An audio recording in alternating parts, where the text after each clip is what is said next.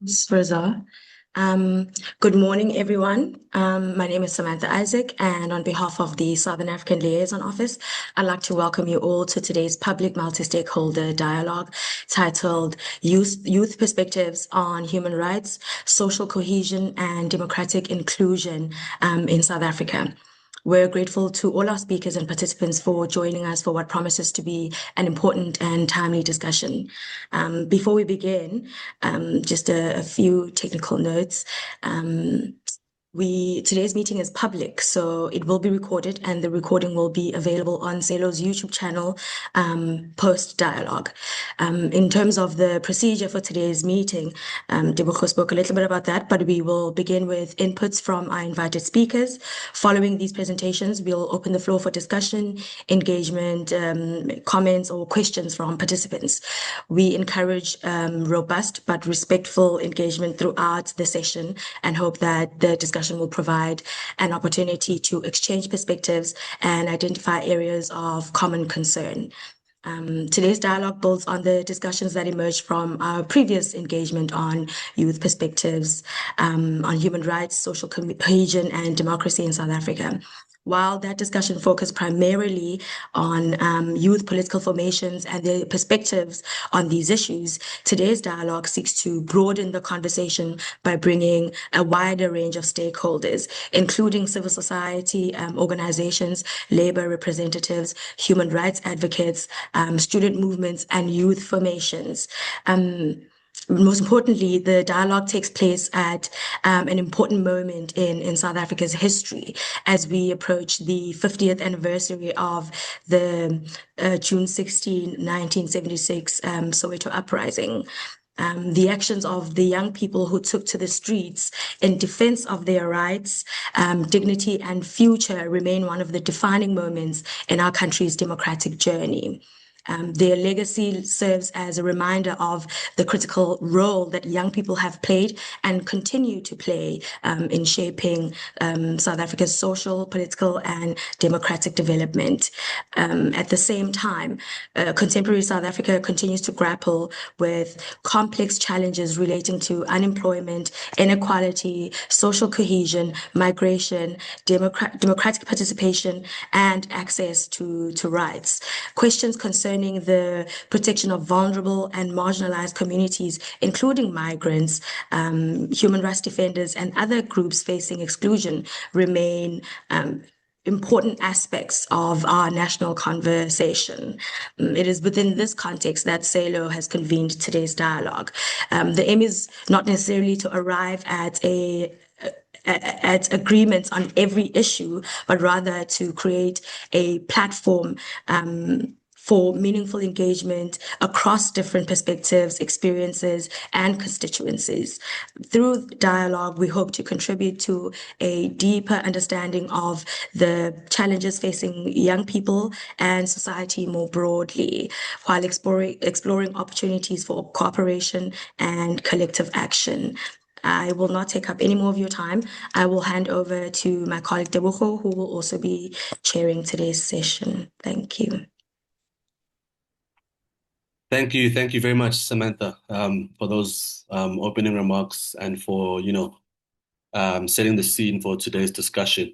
Good morning once again to everyone, to all of our speakers and our participants. Thank you for joining us today. As Samantha has noted, today's dialogue seeks to broaden the conversation on human rights, social cohesion, and democratic inclusion by bringing together voices from youth formations, civil society, constitutional institutions, and political organizations. We're pleased to be convening this discussion in the lead up to Youth Day and the commemoration of the 50th anniversary of the Soweto uprising, which reminds us of the importance of young people and the role that they play and have historically played in shaping South Africa's future. So we have a strong panel and a diverse panel with us this morning, and we look forward to hearing their reflections and engaging with them during the discussion. But before we begin, I would like to just note two small changes to the program. Unfortunately, our DA Youth Gauteng speaker, Mr. Wane Andrews, is no longer able to join us today due to an unforeseen personal matter. He was in our previous dialogue on this topic, but yeah, we extend our best wishes to him and thank him for his willingness to participate. We also have a replacement a speaker. We're pleased to welcome Mr. Nzako Mogobe of the ANC Youth League, who's kindly agreed to join the discussion in place of Mr. Kulegani Skosana. And I'll introduce him in more detail when we reach his slot later in the program. Without further ado, let's move on to our first speaker, who is Mr. Jan Opa Nabane. He is the Young Communist League of South Africa, Gauteng Provincial Secretary. He's a committed Marxist-Leninist activist and manager of the Village Agricultural Cooperative Program. And his work is rooted in youth mobilization, revolutionary discipline, and the struggle for working class power. So without further ado, let's jump to you, Mr. Nabane, and welcome to today's dialogue. Thank you for joining us. Thank you very much, Comrade. My apology, I didn't record your name properly, but my comrade. And greeting to everybody. As you have mentioned that today's dialogue is mainly to exchange idea, but primarily to learn amongst one another. But let me also extend my special greeting to one of my friend and a comrade, Nzako Mogobe. But from our perspective as the Young Communist League of South Africa, we want to emphasize the fact that based on the topic or the discussion that today we're reflecting on of youth perspective on human rights, social cohesion, as well as democratic inclusion in South Africa, our perspective as the youth is that the democracy must be defended. That's the bottom line. But it must also be deepened. And the democratic breakthrough of 1994 gave us political rights, which everyone always emphasized on it. But the fundamental question which the youth of this country are asking is that, what is the meaning of the rights without the work, without land, without education, most importantly now, without safety and dignity? That's the fundamental question the youth ask as we draw from this discussion. But I must also reflect and say that we're reflecting in the lead up to 50 years or 50th anniversary of the 16 June 1976 Soweto uprising. That generation taught us that young people are not spectators in history. They are capable of confronting injustice, shaking the foundation of oppression, and forcing society to answer difficult questions. But to honor 1976 properly, comrades, we must refuse to reduce it to ceremony. The youth of 1976 fought against apartheid education, as everyone knows, and racial domination. The youth of today confront unemployment, poverty, exclusion, crime, drugs, gender-based violence, unequal education, a democracy that has not yet fully transformed the economic structure inherited from colonialism and apartheid. Our perspective as the youth is that the post-1994 democratic breakthrough was historic and must be defended as emphasized. It gave our people constitutional democracy, the right to vote, freedom of expression, and the legal basis to build a new society. But the political democracy remained incomplete when economic power remains concentrated in the hands of minority. This is a central contradiction our democracy has now, that the majority have political power through the vote, but the minority still control the economic power through ownership. If you check land, finance, mine, farms, factories, retail chains, strategic sectors remain dominated by monopoly capital, which is a concern to the youth of this country. And this contradiction weakens human rights, undermines social cohesion, and limits democratic inclusion. Human rights must therefore be understood materially. Rights are not only what is written in law, rights are what people can actually enjoy in life. A young person without work, food, equality, and quality education, land, safety, and productive resources is not fully free in this country. And I must also say that that's why the youth crisis is not simply a moral crisis or a problem of laziness. It is a class crisis. Based on all contradiction we're having in this country, which affect the youth, we should draw our lens from analyzing it from a class perspective. Also, comrade, we must also know that capitalism, particularly South African capitalism, of course, internationally also unfold in that way. Capitalism employs when profit can be made. And not because young people need work, no. It can't employ it if young people need work. It only employs young people when it has to maximize profit. And our perspective as youth is that education must be free, quality, decolonized, and decommodified. And decommodified education means that a decommodified education means education must not be treated as something to be bought and sold in the market. Education, as we emphasize, must be public good, not a privilege for those who can afford fees, accommodation, transport, and laptop or data. But social cohesion cannot be built on inequality. A society divided between gated community and informal settlement, private healthcare and collapsing clinics, private school and under-resourced public school cannot be truly cohesive. Comrade, as we emphasize this point is that poverty produces anger, as you know. Unemployment produces frustration. Exclusion produces social breakdown. We can also emphasize, as our point goes, comrade, that democratic inclusion must also mean more than inviting young people into rooms. It must mean power, youth participation in planning, budgeting, production, governance, procurement, land use, as well as skill development and ownership. Young people must not only be beneficiaries of programs, but must be organizers and producers in society.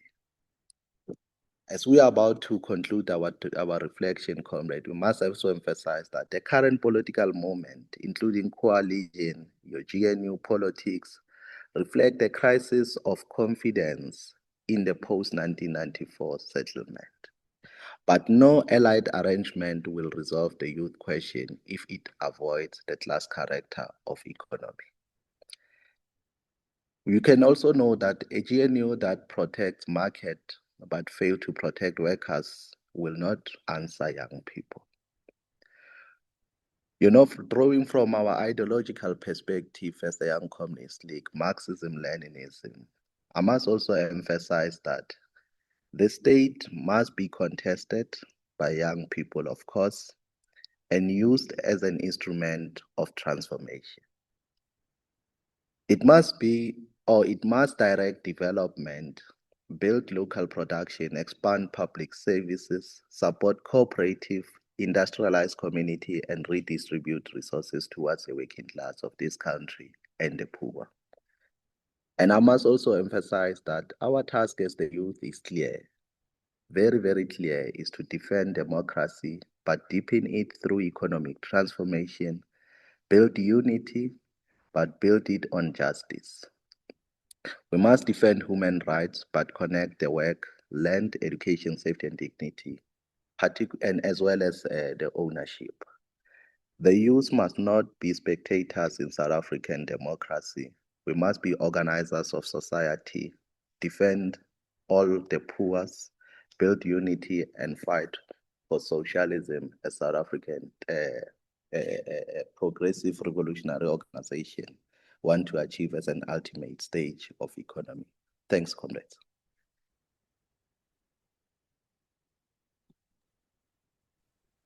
Thank you, Jan, for those remarks. Very important remarks, especially on the importance of democratic inclusion and what that means economically for the youth of this country. Appreciate those remarks. Let's move swiftly to our next speaker. I want to try and not summarize too much on what each speaker says so that we can give speakers as much time as we possibly can for them to deliver their remarks. So let me move swiftly to our next speaker, who is Mr. Ben Mkabele. Mr. Ben is a prominent South African youth leader and a civil society advocate based in Johannesburg. He serves as the provincial chairperson of the South African Youth Council in Gauteng and holds multiple leadership roles focused on youth empowerment, public health, and civil society. And the council, the South African Youth Council, works to address issues such as youth unemployment, education, and economic empowerment across the province. So without further ado, let's move on to Mr. Mkabele. Are you with us? All right. Thank you, Tebogo. I don't know if I'm audible. Maybe you can just confirm the feedback. Yes, you are completely audible. Thank you. All right. I don't know. The video is supposed to start. Hopefully, it'll follow me as I'm speaking. I'd like to thank SALO for giving me this opportunity once more to be able to engage stakeholders and constituencies that SALO has been engaging within our borders and continentally, consequently globally. I must say that it's refreshing to meet your peers on platforms like this. The likes of the latter speaker, Jan, is also an affiliate of the council, together with Honorable Tsako, who joined the meeting there. We have been side by side on many battles of youth development, general struggle of our people. But I think to get into the gist of the perspective of the council with this topic, we need to be scientific with the historical injustice of young people in South Africa. And while 1976 is a flashpoint in the history of young people in isolation, you must also look at how the injustice has impacted young people in various sectors and various areas. I think we are over the hangover of being the youngest person in this and the youngest person in this, and we are totally test for a total youth takeover with credible results, because what we have seen so far, the more young people we have in parliament, the more progress that we see in lawmaking and such and such. So everywhere where young people are, we see a dramatic progress, but yet society is still yet to understand it. And the reason why I wanted to start with the historical injustice is the preamble of the Constitution. And I think it is only fair that I start with the preamble of the Constitution so that you can understand the perspective. The preamble states clearly that we, the people of South Africa, recognize the injustices of our past. We honor those who suffered for justice and freedom in our land, respect those who have worked to build and develop our country, and believe that South Africa belongs to all who live in it, united in our diversity. We therefore, through our freely elected representatives, adopt this Constitution as the supreme law of the Republic, so as to heal the divisions of the past and establish a society based on democratic values, social justice, and fundamental human rights. Lay the foundations for a democratic and open society in which government is based on the will of our people, and every citizen is equally protected by it. Must improve the quality of life of all citizens and free the potential of each person and build a united democratic South Africa, able to take its rightful place as a sovereign state in the family of nations. So when we met the previous Deputy Minister of Justice, he made us do this exercise because he wanted us to remind ourselves why we do the work we do. And because of this topic, there is a line there that speaks about unlocking the potential of every citizen of this country. And automatically, mentally, you must think about unlocking the potential of young people. We cannot succeed if young people. 70% youth unemployment is not an ideal state to build the foundations that are set out in the preamble of the Constitution. And yet society always finds a way to blame this on everyone else, whereas it is the prerogative of every citizen, whether you are in power, whether you have political power, economic power, or you are sitting in the upper echelons of private sector, to ensure that we achieve the strategic objective. In all that has been outlined, young people has always been at the back burner of this. We are the last to come for beneficiation. In fact, the African Union has tried to reduce the youth age from 50 to 40 years. In South Africa, we've been stagnant from 85 years. Now we are just increasing the unemployment army. We're increasing the unskilled army. We're increasing the army of unsupported people. So how does that work democratically when you look at the demographics of people and you look at the work that has been put in CETAs, work that has been put in by political organizations, non-political organizations to upskill young people across sectors. And you look at the growing pace of young people that are skilled and able, who have essentially lost their potential. And we have parties that do not want to unlock the potential of South Africa, essentially. Now, what that does to this perspective is that it creates an environment that allows social ills to ferment. So this will be the prevalence of preventable diseases. This will be the prevalence of social ills like crime. I think crime is a social ill. This will also create an environment where poverty gets to grip its hands on the minds of the very people that want to give the baton to give them so that they can shine in the future. And when something like that happens, we know everything becomes an urgency for us because we no longer have the luxury of time to be able to plan for a future that we have envisioned 50 years ago or maybe 120. So what is the perspective of the sufferer of youth unemployment, such as ourselves who are on this call? The perspective is clear that young people, even if they stand together, they are still no match to change the status quo, and we have seen.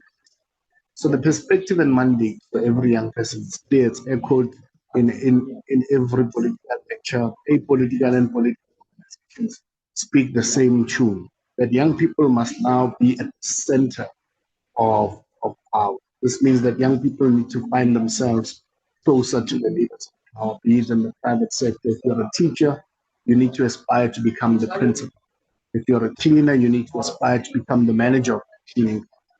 Because we have seen that it is only young people that can bring about the necessary change that South Africa needs to have to reach the vision that was envisioned by our forebears.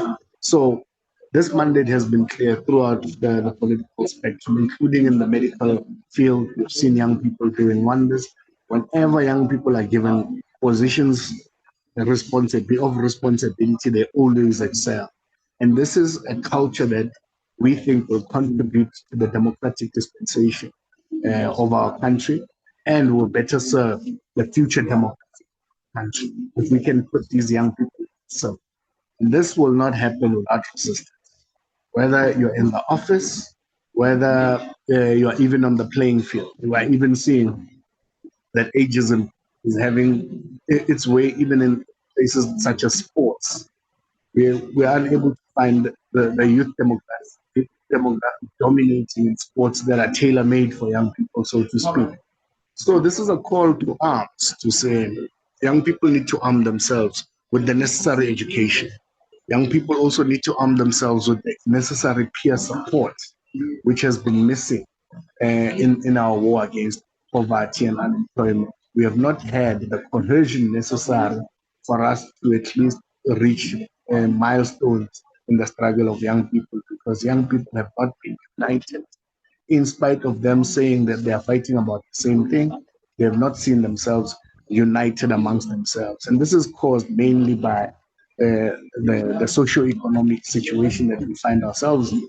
And these factors, they not only influence us in this public domain, but also in the private domain of our household. And that dynamic has now spilled into society. So the moment young people understand leaders from different political slums and leaders in civil society are able to support each other, then we're able to change the narrative that is going to build the nation that we always want to build. And I'm saying this because at the core of most of our problems, our inability to support each other and care for each other is part of the reasons why we don't where we need to get. One of the greatest initiatives we have seen is Better Body. It's unfortunate that Better Body is focused mainly on monetary assistance that you give, but we know of many assistance that young people have been given. First suit I've ever owned, I was given by a fellow young person because I was going for an interview. And that suit, I subsequently gave it to another young person who had the same opportunity. Maybe small gestures, but that is the little bit of contribution that is necessary to turn the wheel in the favor of young people as democratic dispensation. And this doesn't only work in society, also in economics. We know that investments is a young people's game. In society is comfortable. This is my conclusion. Society is comfortable with having young people not playing in the economic space because we haven't had the necessary support to get to those levels. So I think as an overall perspective is that we need to re-agitate the fight for the survival of us as young people by standing together on every issue. Yes, we need to call out ourselves because most of us will not push at a pace that is comfortable for all of us. But at the bottom line, unity is sacrosanct for people to be able to achieve. So the perspective of the council is to put more effort on unity so that we can achieve successes of people. Thank you, Bill.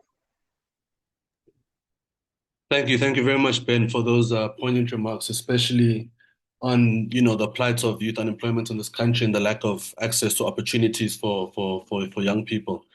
I think those are very important words, and you mentioned clearly that part of it is access to these spaces and the exclusion of young people in professional spaces and just access to opportunities. So thank you very much for those words.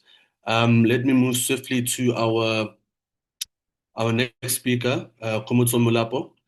She's a CA at Lawyers of Human Rights, where she works under the Penal Reform and Detention Monitoring Program, as well as the Refugee and Migrant Rights Program. Her work focuses on promoting and protecting the rights of detained persons, monitoring detention conditions, and supporting refugees, asylum seekers, and migrants in accessing legal protection and justice.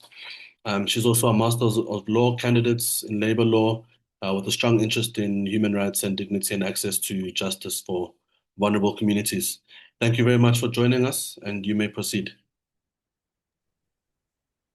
Good morning, everyone. So I'll just have my camera on briefly so that you can see the face behind the voice. As introduced, my name is Khomotso Molapo, and I'm a candidate attorney at Lawyers for Human Rights, working under the Penal Reform and Detention Monitoring Program, as well as the Refugee and Migrant Rights Program. Thank you very much to SALO for inviting me to be a part of this discussion.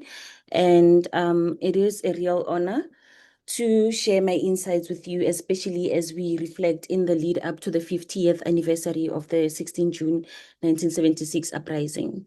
So I think what makes this conversation important is that it is not only about remembering a historical event, but also about asking what that history means for young people in South Africa today. As we all know, the Soweto uprising started as a protest by Black students against the imposition of Afrikaans, as a medium of instruction, but it quickly became a broader challenge to apartheid and state violence. So that history matters today because it reminds us that young people have always played a serious role in pushing this country to confront just injustice. And when I think about legacy of youth activism, I do not view it as something that's separate from what's currently happening. I think about it as a reminder that young people have always had to speak up when the systems failed them. And when we look at the realities that young people are dealing with right now, it's quite clear that many of those struggles are still with us, even if the context is now different. So many young people are growing up in communities affected by the likes of poverty, unemployment, violence, under-resourced schools, poor access to support services, and very limited opportunities. So if this conversation is about the contemporary challenges facing young people, then it also has to include those material conditions because those are the conditions that shape whether young people are safe, supported, as well as being able to live with dignity. So from my perspective, or from the perspective of my work under the penal reform, one of the things that become very clear is that the criminal justice system often reflects a wider social failure. So by the time a young person comes into contact with the law, there's often a much bigger story behind the movement. That young person may have already been failed by the education system, by the social support structures, by the likes of the lack of safety in their community, or maybe institutions that did not bother to intervene early enough. So I think it is important that we do not speak about young people in conflict with the law as if they exist in isolation from the societies around them. So if we look at the Judicial Inspectorate for Correctional Services, they have continued to raise awareness or concerns around the overcrowding, the prolonged pretrial detention, the likes of unaffordable bail, as well as violence in places of detention. And I think those are not abstract issues because they directly affect the dignity and rights of the people held in those spaces. And this includes the young people that we are talking about today. So that is why the constitutional framework matters the most, because if we look at Section 35 of the Constitution, it makes it clear that arrested, detained, and accused persons have rights as well. And those rights include being brought before the court as soon as reasonably possible, access to legal representation, and detention conditions that are obviously inconsistent or consistent, with human dignity. And this includes adequate accommodation, nutrition, exercise, reading material, as well as medical treatments. So when we talk about detention, we are not talking about a space where rights no longer matter, but we are looking at it as a space where the Constitution still applies and where the state has obligations that is especially important in such a discussion like this, because if we are talking about challenges that are facing young people today, we also have to talk about how the justice system treats them when they are most vulnerable. And this is even more relevant if we look at the cases or matters where we deal with children and younger persons. So the South African Child Justice Act was introduced specifically to create child justice system that is different from the adult criminal justice system. So it makes provision for the likes of diversion, assessments, restorative justice, as well as child-specific procedures. And the official approach behind this act is rights-based and focuses on helping children to turn their lives around rather than punishing them into further criminalization. So for me, if we are discussing the challenges that are facing young people, then it is completely relevant to ask whether children in conflict with the law are actually being handled in a way that is lawful, fair, and developmental as the law requires. And another issue that I would like to touch on has to be the issue of violence, and specifically gender-based violence and femicide, as well as sexual violence. So these are not isolated issues because they are central to the reality of many young people that we are living with. Young women and girls in particular, but also queer and gender diverse young people continue to face violence in homes, schools, relationships, public spaces, and communities. And again, if we look at the South African's National Strategic Plan on the Gender-Based Violence and Femicide, it recognizes gender-based violence and femicide as a national crisis and sets out the framework for prevention, the justice, accountability, survivor support, economic empowerment, and research. It also makes it clear that the response must be survivor-centered and also rights-based. And that is important because if we are asking about young people, or if we're asking what young people are facing today, then safety and bodily integrity have to be the part or a part of the answer as well.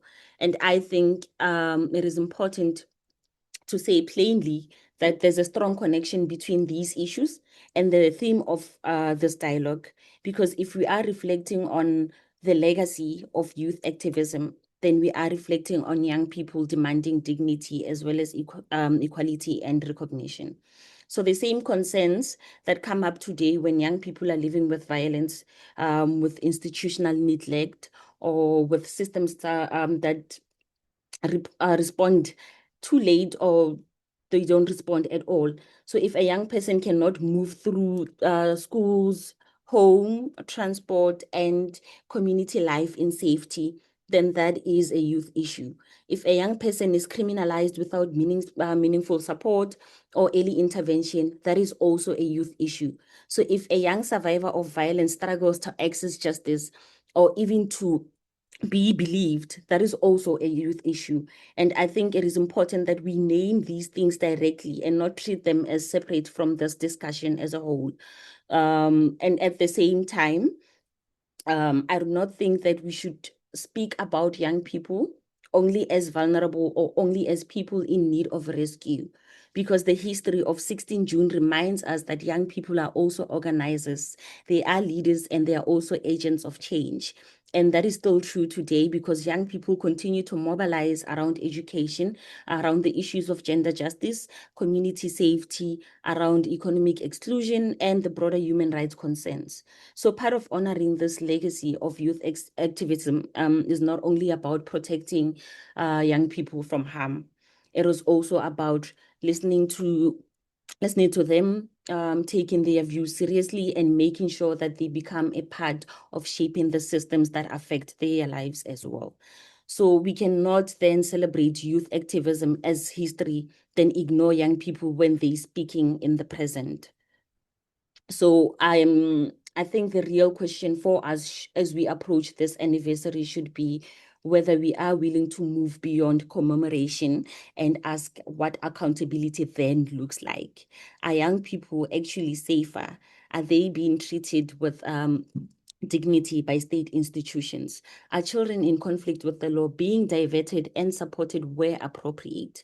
Are detention spaces meeting the constitutional standards? And then again, are survivors of gender-based violence and femicide as well as sexual violence receiving meaningful support and access to justice?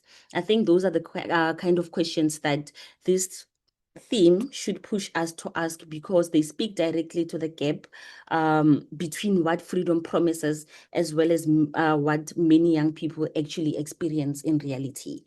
So I hope conversations like this will continue beyond the commemoration and obviously push us towards a real accountability and change in the lives of young people.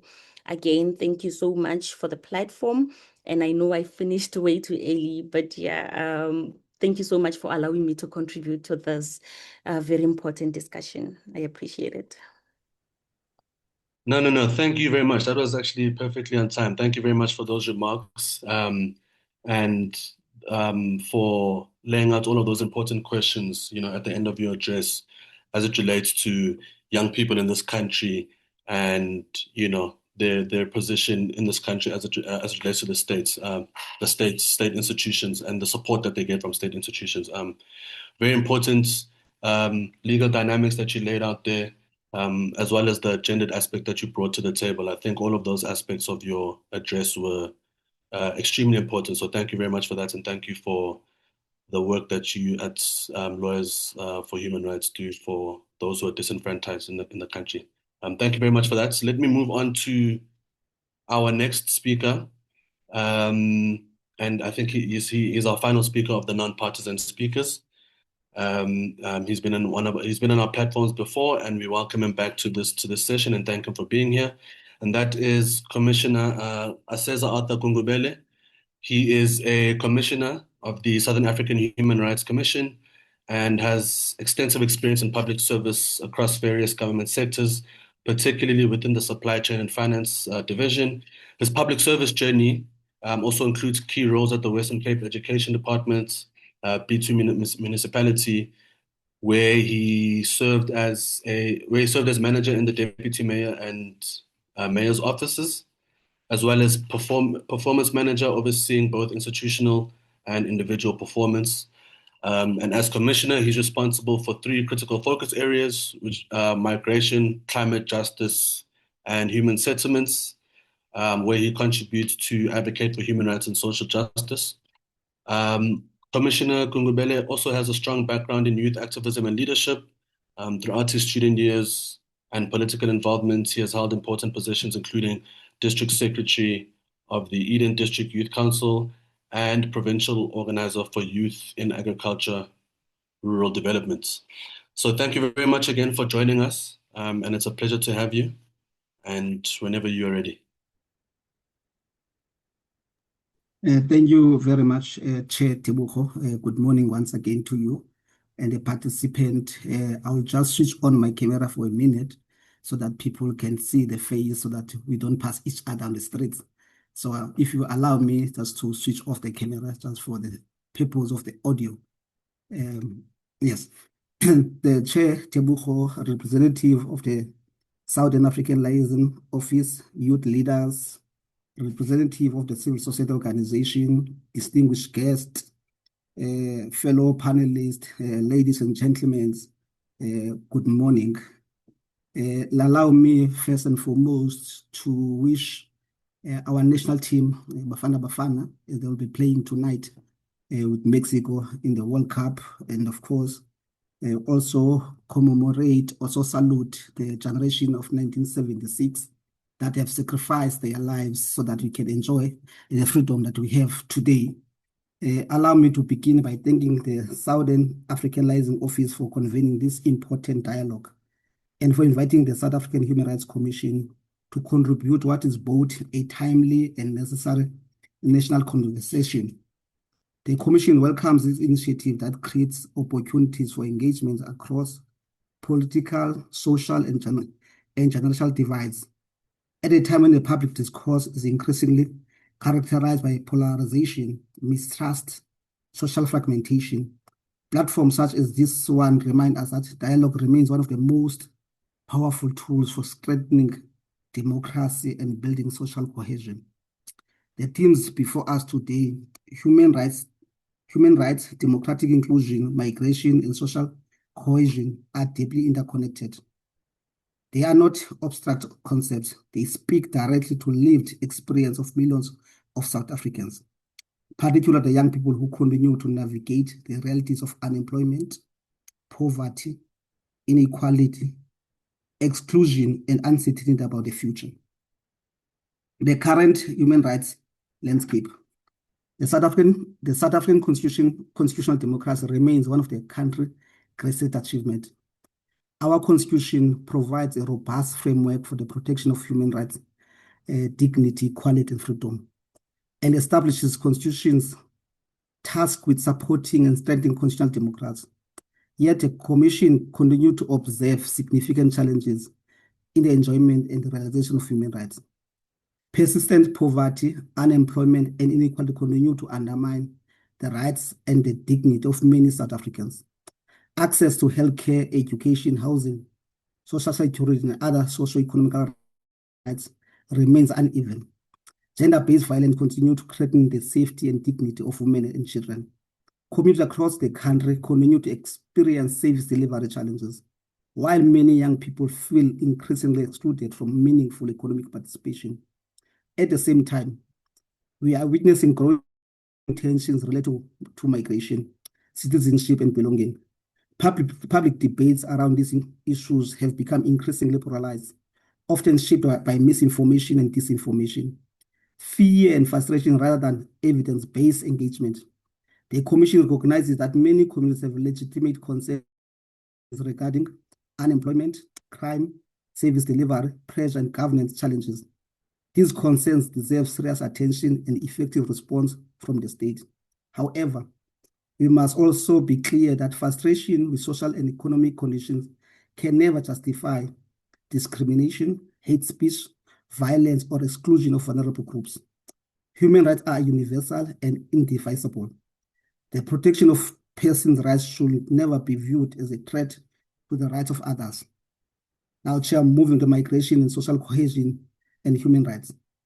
One of the defining challenges confronting South Africa today is how to navigate migration in a manner that strengthens social cohesion while remaining faithful to the constitutional values. The Commission position is clear. South Africa has both the right and the responsibility to regulate migration and enforce its migration laws. Effective migration governance is necessary for public confidence, national security, and social stability.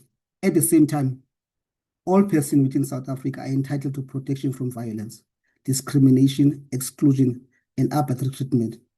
Human rights and effective migration governance are not competing objectives. They are mutually reinforcing objectives. When migration governance is weak, community loses confidence in the institution, tensions increases, and vulnerable groups become exposed to abuse and exploitation. Conversely, when migration is managed effectively, transparent, and lawfully, public confidence is strengthened and social cohesion is enhanced. The Commission is concerned by increasing normalization of rhetoric and conduct that seeks to blame a non-national for broader social and economic challenges facing the country. While migration may intersect with issues such as service delivery, labor markets, and economic opportunities, it cannot be understood in isolation from broader structural challenges such as poverty, inequality, and unemployment.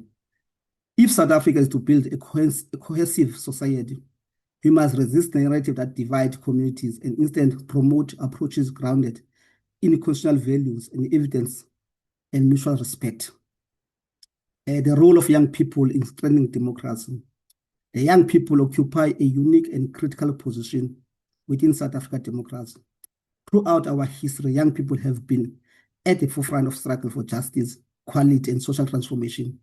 From the youth of 1976 to community movements advocating for justice, education, and accountability, young people have constantly played a central role in shaping our democratic journey.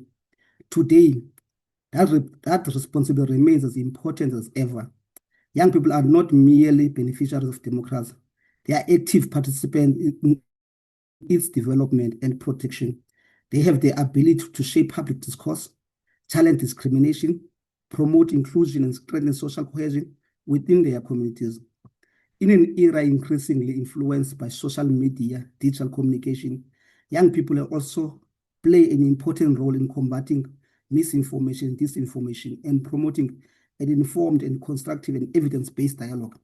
The Commission believes that young leaders will be critical in ensuring that debates concerning migration, citizenship, identity, and belonging do not become sources of division, but rather opportunity to strengthen democratic participation and social cohesion. Young leaders across political parties, civil society organizations, community structures, and academic institutions have the opportunity to demonstrate that disagreement needs not result in hostility and that democratic engagement can occur without undermining human dignity. Moving the role of constitutional institutions and civil society. Constitutional institutions and civil society organizations and community leaders all have important responsibility in promoting the culture of human rights in the country. Institutions such as the South African Human Rights Commission exist to safeguard constitutional values, monitor human rights conditions, and provide platform through which concerns can be addressed peacefully and lawfully. Civil society organizations play a vital role in amplifying the voices of vulnerable communities, promoting accountability and facilitating dialogue across diverse sectors of society.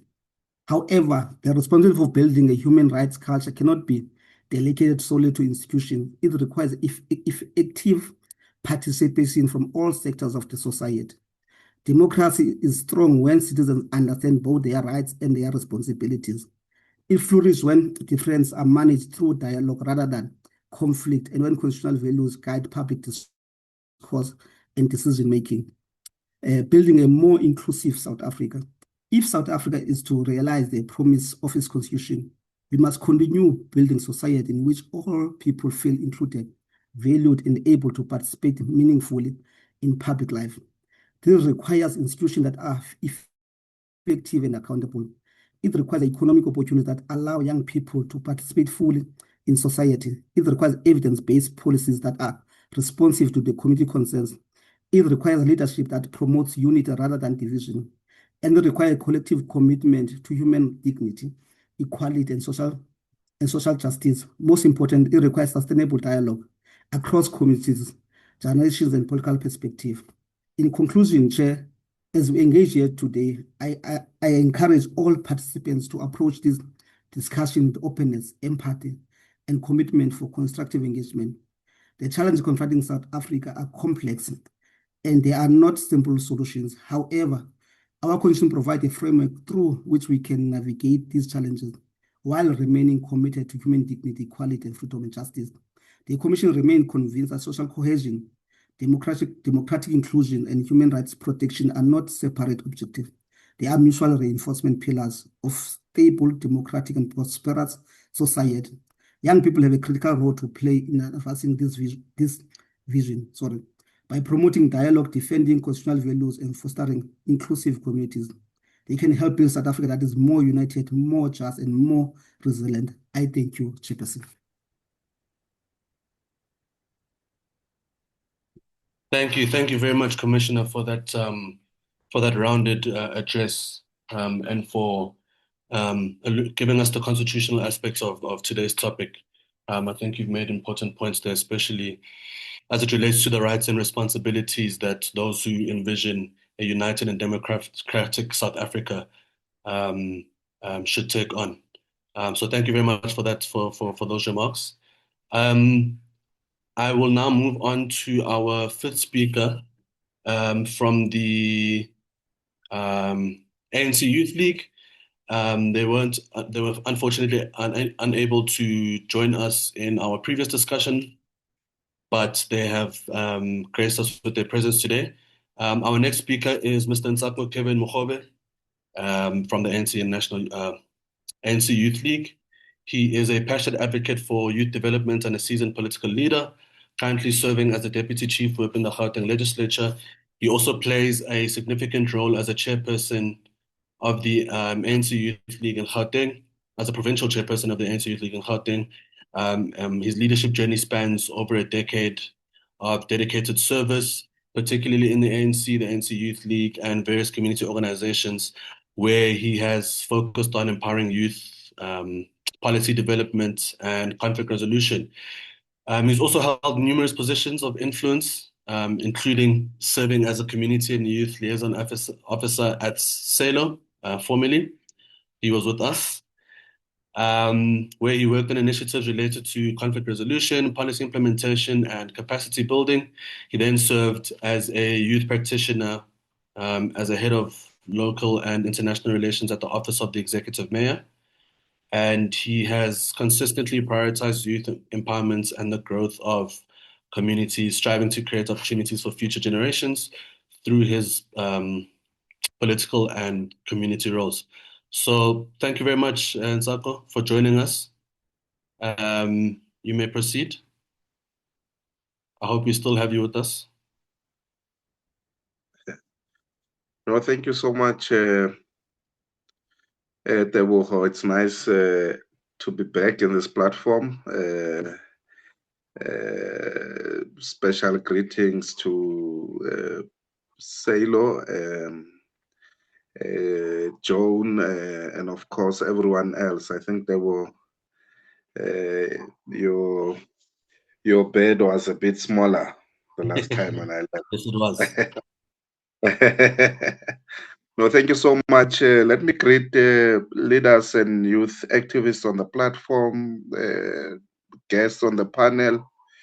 Of course, special greetings as well to Mr. Jan Opanavani, a communist in Gauteng. Of course, Mr. Ben Mkabela.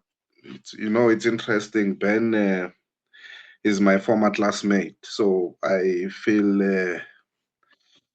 very much home in this particular platform. And thanks once again for SALO for inviting us.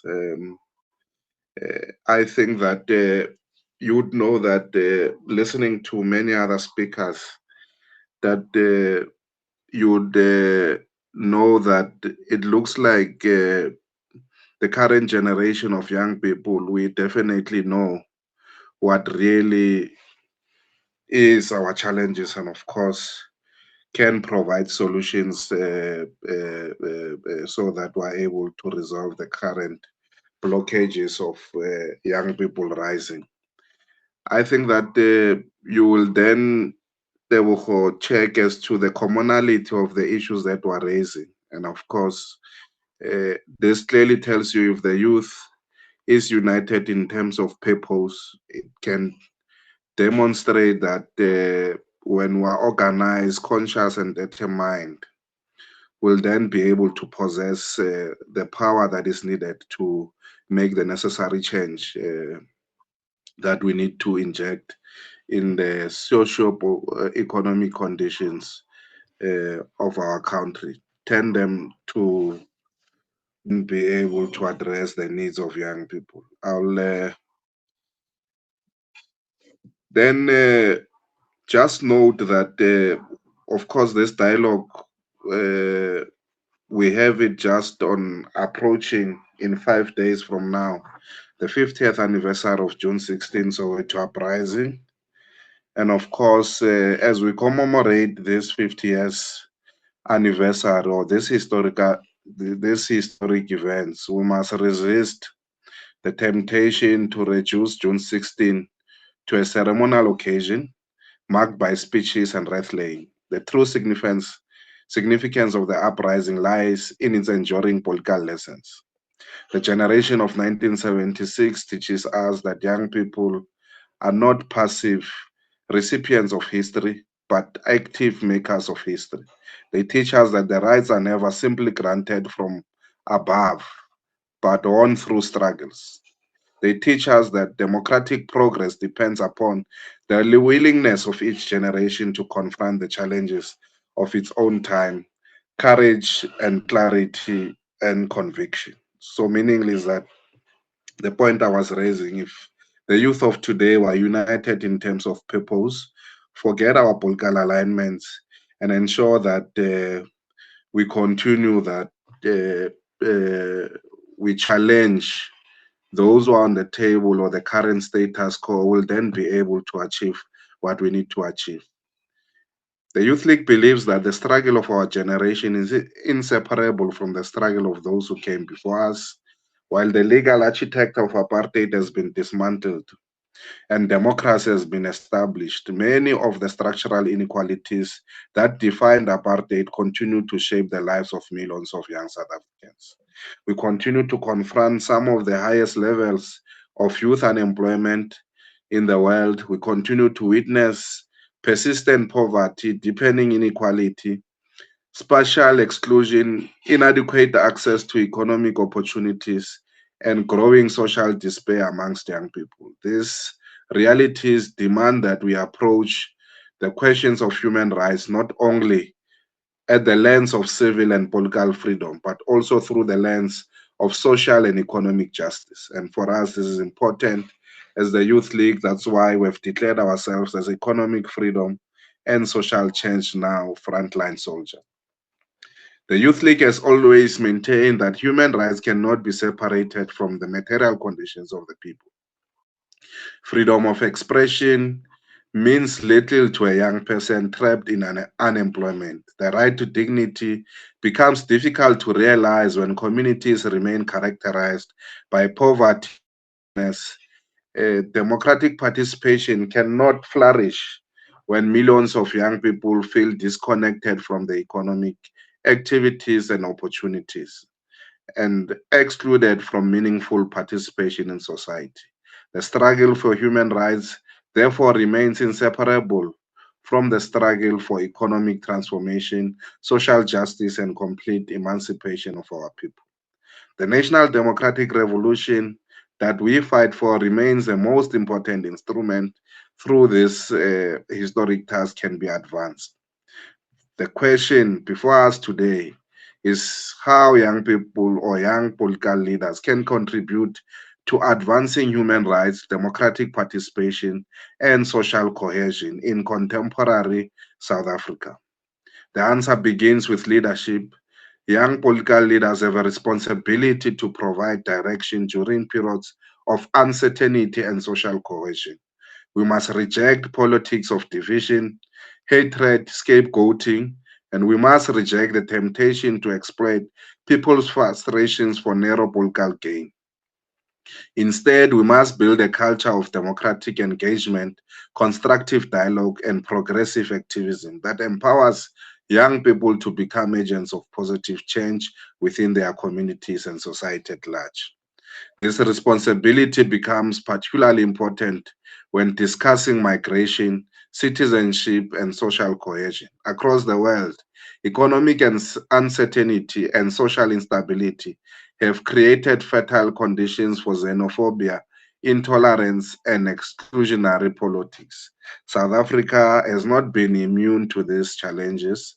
In many communities, frustrations arising from unemployment, crime, poor service delivery, and weak state capacity have sometimes been directed towards migrants and foreign nationals. The Youth League believes that such responses are misguided and ultimately undermine the struggle for social justice and national development. Our movement's history teaches us the importance of international solidarity during the darkest years of apartheid. The People's Government of Africa stood firmly alongside South Africans in our struggles for liberation. Many liberation fighters found refuge, education, training, and support in countries across the continent. For this reason, we must reject violence against foreign national in all its forms. There can never be a progressive or revolutionary basis for attacking vulnerable people who themselves often flee from poverty, instability, conflict, hardship, and in search of a better life.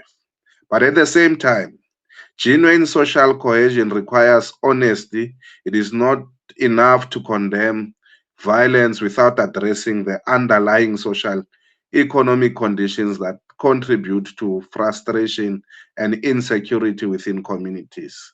South Africans are entitled to expect a state that is capable of managing migration effectively, protecting national borders, processing documentation efficiently, combating human trafficking and organized crime, and ensuring that immigration policies are implemented fairly and consistently without fear or favor.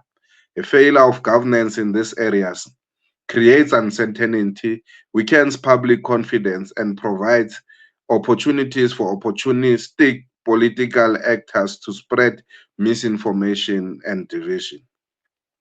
The Youth League therefore advocates for a balanced approach that upholds human rights while recognizing the legitimate responsibilities of the democratic state, that migration must be governed in a manner that is human, lawful, orderly, and developmental.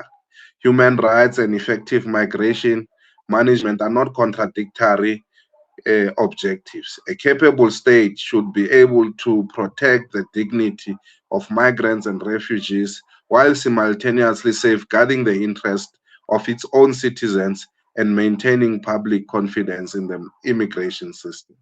The challenge is not choosing one objective over the other, but ensuring that both are pursued simultaneously. Our youth political formations have a critical role to play in fostering social cohesion and building a common national identity, which is for us the most important. We must actively challenge misinformation, prejudice, and stereotypes wherever they emerge. We must encourage meaningful engagement between communities. We must create platforms that allow young people from different backgrounds to engage with one another, understand one another, and work together towards common goals. Social cohesion cannot be imposed from the above. It must be built through daily interaction, mutual respect, and shared participation in the development of a society. Democratic participation is equally critical to this particular process. One of the greatest threats facing our democracy is the growing sense of political disengagement among sections of the youth. Too many young people feel disconnected from political institutions and doubtful about the capacity of democracy to improve their lives. But of importance is that we need to see more and more young people in corridors of power, holding critical positions that make decisions, so that young people can then be motivated to then partake and ensure that they defeat misinformation, are informed, and it is important that we strive for a country that will elect and give young people or trust young people to hold positions of power and responsibility. For us, that remains the most important task that we must deal with, because any other person who will change our lives, there's no one who will wait to change young people's lives. It is us, our generation, and we really need to step up and take the baton and ensure that we lead this particular country. Thank you very much, Tebogo. Thank you. Thank you very much, Nsaba, for those remarks and for articulating the Youth League's position and for illuminating, this complex migration issue that we have in this country. You've put it in a context that does not necessarily reduce it to inflammatory, rhetoric and, a blame game of sorts. So thank you very much for those remarks. Just before we move on to our final speaker for today's session, I just want to note that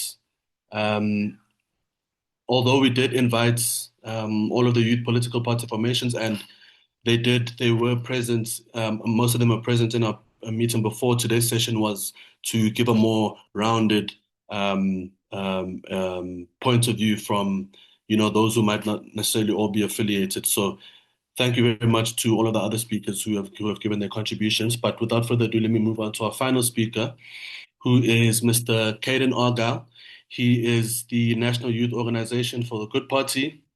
And after graduating from the university commonly known as Rhodes, with an honors degree in political science and international relations, alongside a degree in English literature, Caden has also worked in politics for the past 4 years, and in that time, he has performed a multitude of roles, ranging from lead researcher and speechwriter in the National Assembly to National Youth Chairperson for Good.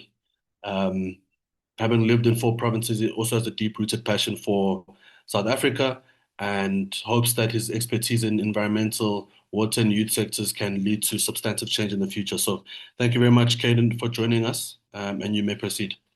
Thank you so much for having me. I just want to extend my thanks as well to SALO for this really important discussion, as well as to all of my colleagues today.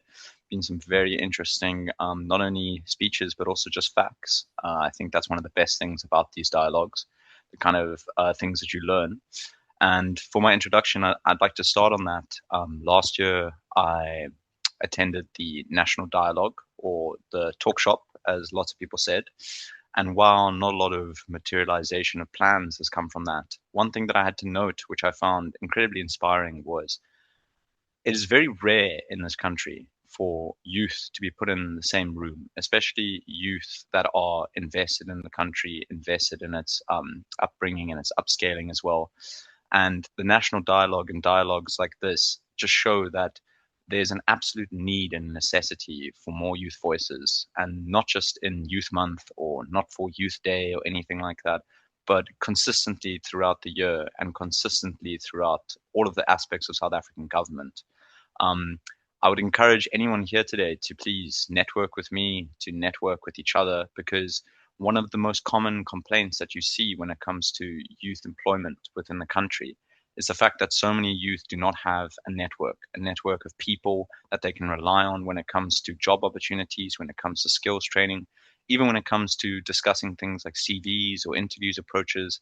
So please, let's network after this, and talk to each other and grow this space, because with so much of our country's youth at the moment feeling extremely apathetic, I think it's extremely vital that we use these connections to build a bigger space, to build a bigger movement, so that these conversations echo and materialize into something more.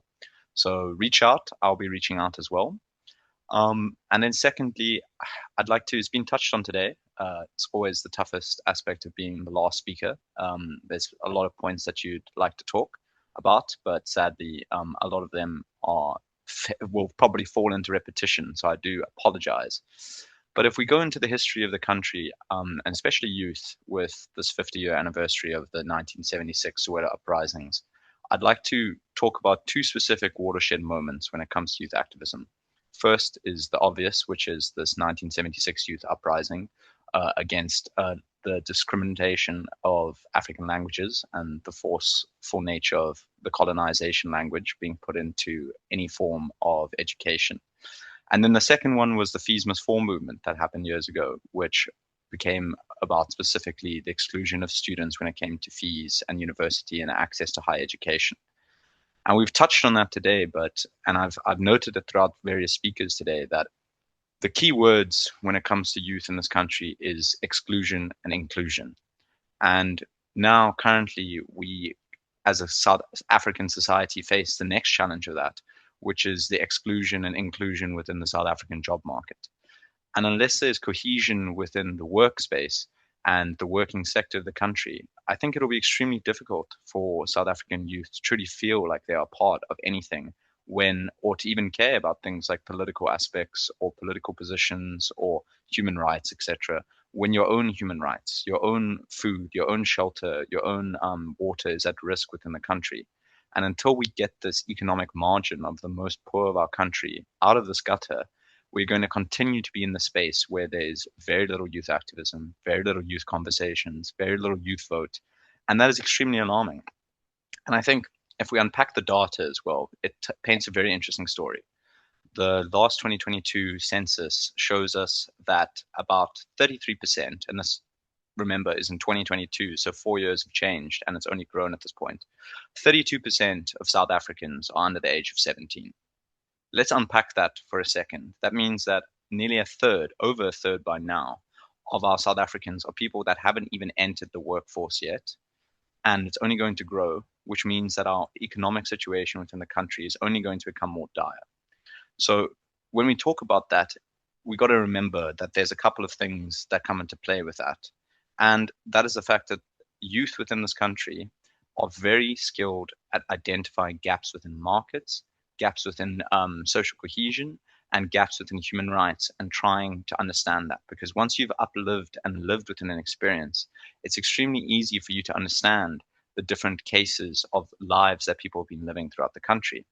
Before the GNU government was established, the average age for ministers, people in power, corporations, etc., that ties to government was around 65. I want us to pause for a second and think about that. How much do you, as a youth, truly have in common with someone over the age of 65? These are the people that are approaching more towards pension, retirement, etc., while your entire life is still left to play as an 18-year-old, as a 19-year-old, as a youth entering into the potential job market. So at the moment, we are in a society where inclusion is not only just about a job market, but it's about representation. It's about conversations.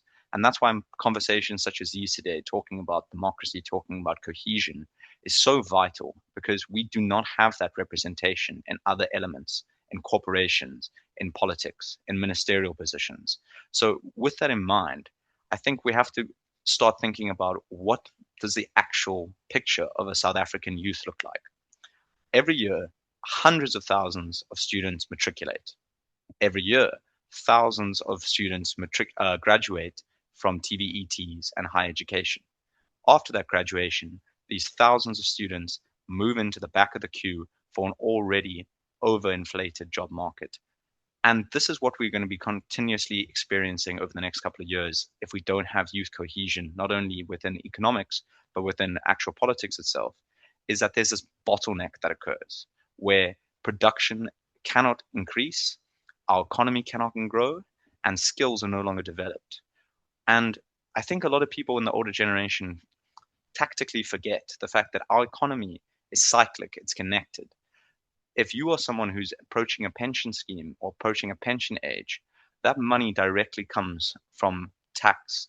And the highest tax bracket are people between the age of 35 to 40.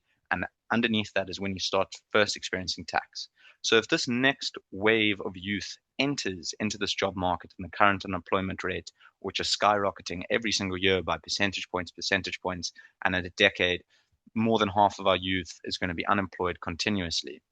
And if we have this bottleneck within youth employment, and we have this bottleneck within youth activism and youth voting and youth representation in politics, what that means is that our voices are going to be continuously ignored. Why? Because we're not in the system. And South Africa is not a system which is economically designed to give everyone a job. It is a system which is capitalist. And a capitalist system is making the most amount of profits from your potential product. So we live in this country where the bottom line is that people are abandoned because of the system that they choose to live in. Now, when we talk about case studies and we start looking at the potential of South African youth, it's absolutely fantastic. Recent stories have come out about Lihle Stali, who is a young man who's just created using AI a pair of digital glasses that can continuously help people within the community navigate people without visual impairments. And when you hear these kind of stories, you think, oh, okay, where did this happen? UCT, WITS, a funded entrepreneurship project? No, this happened in a tiny town within Eastern Cape where youth saw a place in the market and an idea that he could use to not only economically uplift himself and give opportunities to youth with new technology, but on top of that, he used this technology without funding, without government or higher education. This is just showing that the potential of our youth in this country is absolutely fantastic. You can start looking at other areas, in areas such as sports. Our Springboks, who are commonly known as, and without a doubt known as, the best rugby team in the world, is a beautiful example of how if people from different backgrounds, from different socioeconomic statuses can achieve the highest level of sport despite the extreme disadvantages that a poor black woman or young man would be experiencing within a township compared to a white individual going into a private school with extra funding, extra education, extra coaching, etc. It shows that the potential for cohesion in this country is extreme. Because if people can overcome all of these different roadblocks and red tape within their life due to their socioeconomic status and still show excellence, it just shows us that without actual investment, without actual conversations, without hosting these kind of dialogues, these kind of economic inclusion policies, we are leaving some of the best and most talented to the wayside, or as well, letting them go overseas and having an unintentional brain drain as well. So today is also an important day that a lot of people don't give enough credit to, which is the International Day of Play for Youth.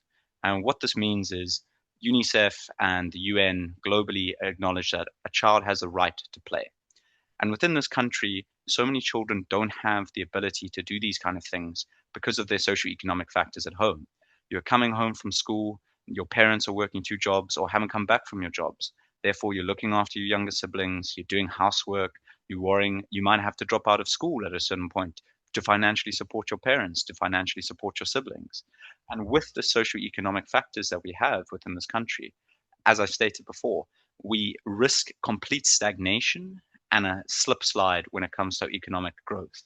0.5% was the last growth in our last quarter in the sector in the country, which is absolutely astronomical if you think about the amount of youth that are still unemployed and what that percentage growth could look like. if we start enabling youth, if we start enabling more funding.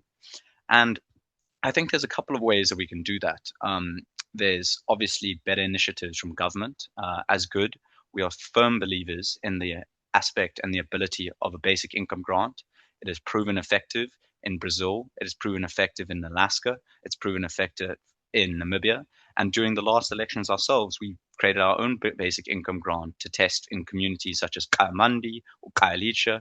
And this allowed us to show that people, when given opportunity, when given capital, when given funding, when given connections, have the ability to not only bring themselves out of poverty, but to help the community around them as well. And I think that's a huge thing within the country that we don't talk about enough, is that poverty is a cycle. It entraps people within it. And without capital, without connections, such as the connections that I spoke about at the beginning in my introduction and talking about how this network is so important, we cannot hope to or put blame on youth within these areas for their lack of success within economics, for their turning to violence, for their turning to despair, for apathy. Because if you grew up in that situation and if you had to go through those same sort of factors and same sort of lives that these people have on the ground, the most poor of the country, is the kind of it is the kind of environment where people are desperate. Last year, I came back from Limpopo, traveling 3 days through Limpopo, talking to different people. The youth in Limpopo literally do not leave home without their CV strapped underneath their shirt. At all times, they are potentially looking for work because the economic situation there is so dire for the youth that people there literally identify themselves as a worker at all times. I want you to think about that for a second. Imagine never being able to leave a workspace environment, not a second or moment where you're not desperate to look for work and employment. That is a level of desperation that youth within our country face. And I think a lot of that blame falls on various aspects of not only state government, but also corporations and the capitalist nature of this country. The state functions such as NSFAS and the National Youth Development Agency have not been effective in their ability to close the gap within the market. NSFAS, for example, has shown absolute maladministration at the top and has shown looting, has shown corruption. And on top of that, because of that maladministration and corruption, it hasn't been able to increase its fees towards students and its payouts towards students because of the fact that the country is still going through inflation. There's still economic turmoil in the Middle East and war, which is impacting fuel prices, which is impacting food prices. So all of these factors play into a case. And then you see a case study such as what is happening at the University of Cape Town right now, one of our most prestigious universities in the country, where students are literally not being able to graduate because they cannot match with their NSFAS payments the rising cost of rent within the city. So now we get into this extremely dangerous cycle where you don't have enough money to be educated, only the privileged gets to be educated, and therefore you have to become an entrepreneur. And in the entrepreneurship aspect of the country, which is more falls in the NYDA aspect of the country, is very, very poor because the NYDA, National Youth Development Agency, was developed in 2009. Let's take that for a second. That's 17 years ago right now. And in that time, they have only been able to manage just under 100,000 in combination of work experiences, in combination of potential jobs, and a connection of skill training. This is shocking because, as I said to you earlier, I remember our country is well over millions and millions and millions of population. And if we can only be doing around 100,000 when youth make up such a large percentage of the unemployment rate and such a large percentage of the actual South African population, what does that mean for the future? It means that the next generation after this, the ones such as our grade fours, which have already been shown to have the worst literacy rate in the world, and sit with that for a second as well, the worst literacy rate in the world for our grade fours, our 10-year-olds, people who cannot read. If this is the kind of foundation that they're getting, and then moving into an economy that doesn't support them, moving into higher education and fundings that doesn't support them, turning on the TV and trying to be involved in politics, no one speaks like you, no one looks like you. People are 40 years older than you. They're arriving to work in BMWs. They're going back to their 3-bedroom home while you are begging to even think that you can meet your rent payment for the month, let alone one day own your own home and build your own capacity of that. So the state of the country is something that is extremely concerning to not only good, but I think to any youth that has been having their eyes open and been engaging. And to conclude, I'd just like to talk about, last point, is the fact that this government as well, in the last 48 hours, has come into extreme scrutiny for the fact that the pension fund of our country, 4.5 billion rand, has been wasted.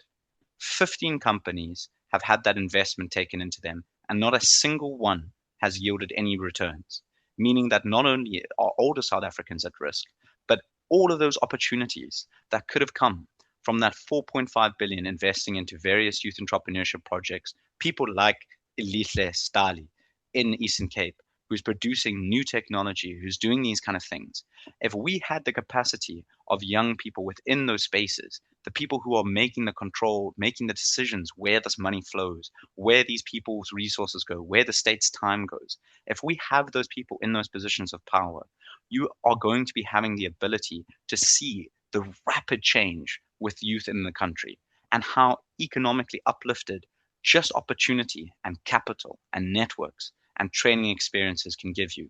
Because let us not forget that when the economy shrinks, or when the economy is tough, or when there's a war that breaks out somewhere, the first thing that corporations do within a capitalist society, and this is a proven fact, the first thing that they do is that they cut training programs, they cut staff, they cut youth internships, they cut youth opportunities and outreach programs. So as good, we truly believe that at the end of this year, when regional government elections takes place, I don't urge you to vote for my party. I would love you to. You can listen and do your own research into anyone you want, but get involved.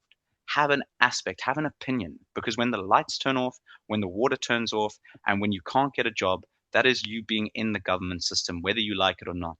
And you can stick your head under the sand and say, I don't care about politics. It's cringe. It's, it's too depressing. But every single day, there's someone out there that could have been helped with that extra vote, with that extra margin, that extra percentage, because those kind of things are extremely important. And if we want a future within this country that is youthful and that doesn't leave people behind, we need us, the youth, the people in these dialogues, to be at every single table. Thank you very much. Thank you very much, Caden, for those extensive remarks. I think you've painted quite a stark and sobering reality of the plight of the youth in this country. And you've given us quite a few pointers and given us quite a few facts and figures about the potential of the youth in this country, but within the current lived reality or lived experience of their situations on the ground. So thank you very much for those remarks, and I think that's a very great way to close off all of our presentations from all of our speakers. I think there's been quite a huge commonality across the addresses given by all of the speakers in today's dialogue, even if they've all come from different approaches or diverse aspects. But what shines through is the need for inclusion, the need for the youth to be part of the processes, to be part of the discussions, but to also then create spaces for themselves. And I think that's an important issue that has come out of today's meeting. But I think what's also quite important or valuable about this discussion is the way we situate ourselves as youth in this country. What are our issues? What are the things that plague us on a daily basis? What are the systems or the obstacles that come into existence that necessarily that make it tough for us to advance, that make it tough for us to grow, that make it tough for us to create lives for ourselves and the future of this country. So I think those were quite valuable contributions from all of the speakers. What's also emerged from this discussion is, like, besides the diversity of perspective represented today, it's the importance of continuing engagement on these issues. And then also, once we engage, trying to think about ways to move beyond just engagement. As one of the speakers noted, she hopes that we move from not only just being commemorative and being, and having discussions on these issues, but thinking of ways to create practical and sustainable change for the youth in this country and the future of this country as it relates to the youth. So I think those are all very important issues that were raised. And I'd like to thank everyone for approaching, these discussions and their addresses respectfully. in a way that is not divisive or inflammatory. So I appreciate all of the engagements from all of the speakers. At this point, I'd like to open the floor for discussion from discussions and questions, contributions, questions to the speakers, maybe points that you felt were not addressed or that you want to address yourselves. As you contribute, can you please keep your interventions as concise as possible so that we can try to end this meeting by 12 o'clock as advertised, and so that we can have as many questions coming from the floor as possible for the speakers to address before they give their concluding remarks. So I can see a hand from Rob Moore. Please do come in, and thank you very much.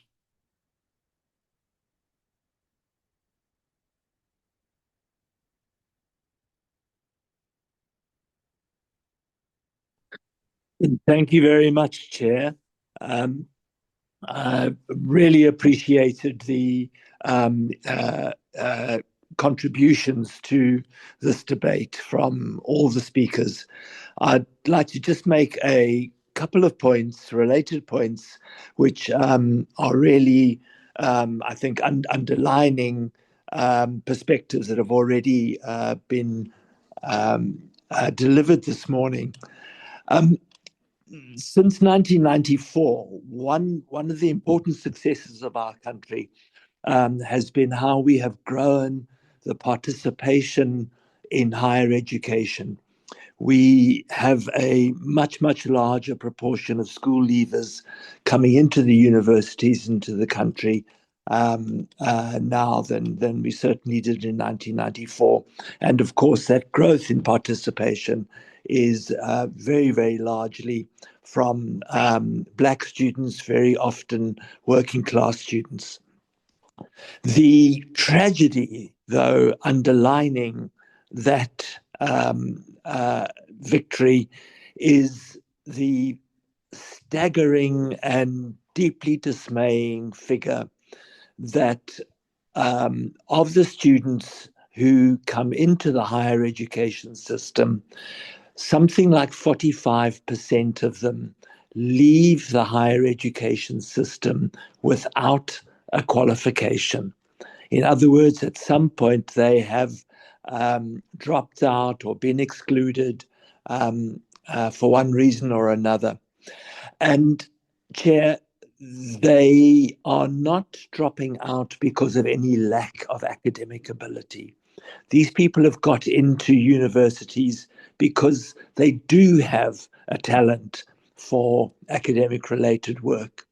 And they are leaving, I think, because of a range of psychosocial conditions, financial conditions, etc., that are impacting on their ability to maintain the continuity of their studies. And we have the situation where a very, very talented proportion of our school leavers are dropping out of the university system, and they drop into a void of disappointment, disillusion, debt, and directionlessness. That there's nothing there to pick them up and say, how do we take this talented individual and redirect her or him in a way that is going to enable fulfillment to happen? And what I would very much like to see, and I think some of the previous speakers have alluded to this, is, if you like, a talent pipeline that connects the work done by the Department of Basic Education, that follows students into what they do after they have left the schooling system, and whether they go into the department run by higher education and the technical colleges, whether they get support where necessary from the Department of Social Development and NSFAS and all the CETAs, and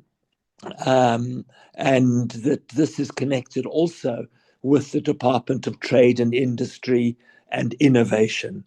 And I really want to echo the points that have been made already about the importance of understanding innovation in our country. We have what is so-called a national system of innovation, and a number of reviews of that national system of innovation have made strong recommendations around how modifications can be made to our education system and related activities so that we can tap into the talent and innovation capability, innovation potential that is there in our country. And if we were to create this pipeline, this clearly supported pipeline of talent that moves from schooling to post-schooling training and eventually into employment opportunities or innovation opportunities, we would be able to catch much more securely these talented young people who deserve our support. We can look at examples that have been done elsewhere on the globe. China, for example, has a fantastic track record. We can look in Scandinavia as well, Finland, for example.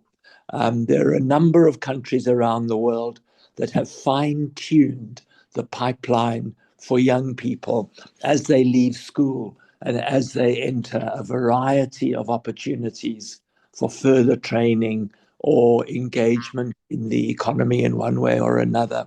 And I really think we need to have a much, much deeper conversation around how we think about engineering this talent pipeline for the future. Thank you, Chair. Thank you. Thank you very much for those remarks. Once again, a common thread in today's discussion, which is the untapped potential of the youth in this country and how we can cultivate or harness that. Do we have any other questions from participants in the room before I give it back to the panelists for maybe their concluding remarks or maybe some of their responses to the question raised by Rob? I see a hand there from Atenkosi. Please do come in. Yes, good morning. Thank you for the contributions from the panelists, and it's really the inputs were very informative, diverse in kind, but very informative in relation to the current issues that we're facing as a country. I think my interest really is these three issues in relation to social cohesion, human rights, and democracy. In particular, with regards to the role of the youth, what do I mean? Probably from the inputs that have been given by the panelists, what role should government agitate towards in a more, I would say, in a more radical manner? Because we speak about challenges that are facing issues, unemployment, inequality, poverty, and others in terms of trying to uplift their lives. So if we are to say that there are urgent issues that need to be attended, what kind of policies that will radically reflect these needs, and what kind of approaches from the grassroots level that youth can do to advance, not in a, I mean, as we have seen in previous years, in a violent way, but cooperatively working with government and other structures to address issues of unemployment. Thank you. Thank you, Atenkosi. We have, in the absence of any questions from participants, let me just read out two questions that we have in the chat. The first one is from Samantha Isaac, and it says, my comment/question is in relation to Caden's excellent presentation. He mentioned that poverty is cyclical, and I want to add that poverty is also gendered. In fact, in South Africa, women are disproportionately affected by poverty because of higher unemployment rates, and these stats are available from Stats SA. If you also consider that many women remain concentrated in informal and insecure work, and in fact, women continue to perform the majority of unpaid care labor, how can policies addressing poverty and youth unemployment meaningfully account for the gendered nature of economic exclusion in South Africa? And I note your hand, Ambassador Comment. I'm just going to read the final question in the chat. Greetings to the presenters.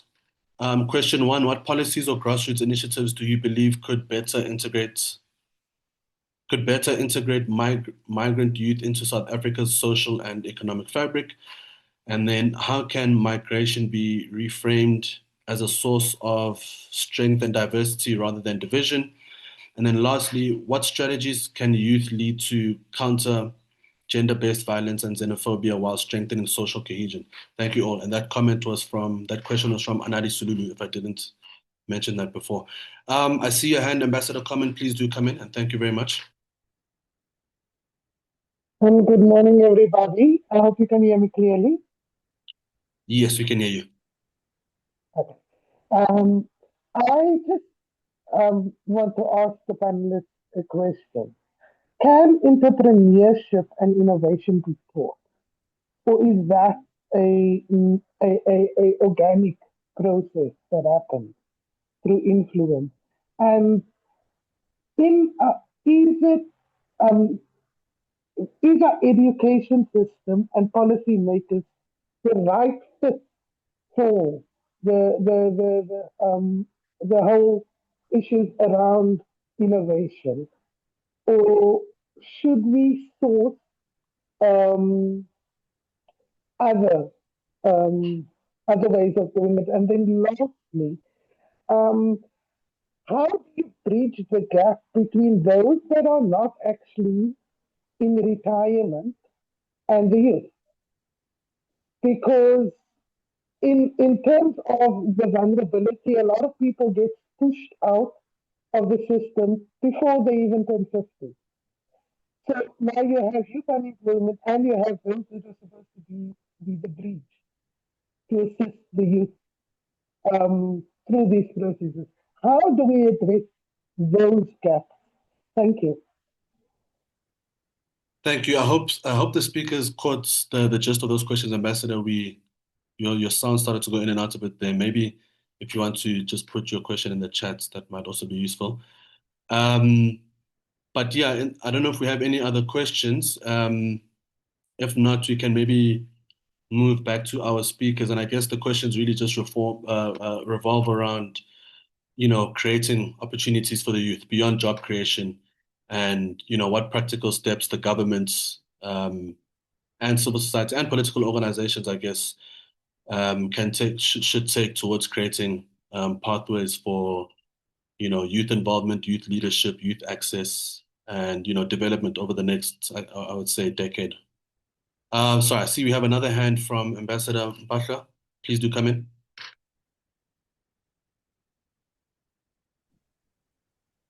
Yeah, thanks, Tebogo.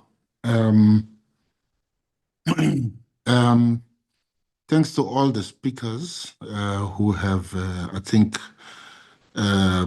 adequately articulated the reality, that young people face in the country.